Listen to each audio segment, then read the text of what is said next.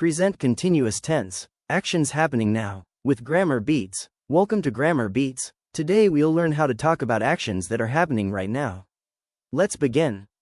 Look around. What is happening now? Someone is writing. Someone is reading. Someone is drinking water. These actions are happening now.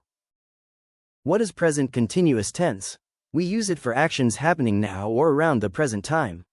She is writing. He is reading. He is drinking. The fan is spinning. She is cooking. He is playing.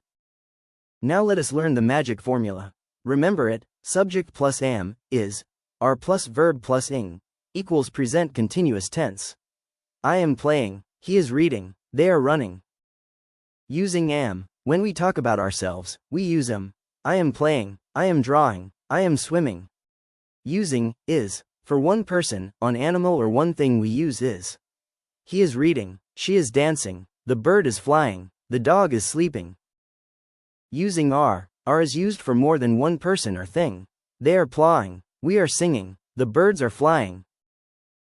Look at the picture. Can you describe what you see? What is happening? The boy is climbing. The children are laughing. The girls are skipping. The boys are playing football. Let's change the sentence. Let us change a simple present tense into the present continuous tense. Simple present. I read a book. Present continuous tense. I am reading a book. The verb read of simple present tense becomes reading. Read plus ing. That is how we use present continuous tense. Using is and are. Remember, is for one and are is for more than one. Use is for one. She is writing. The dog is cute. Use are for more than one. They are happy. The birds are singing. Use is for one person, one animal or one thing. Use are for two or more people, animals or things. Is and are help make our sentences correct.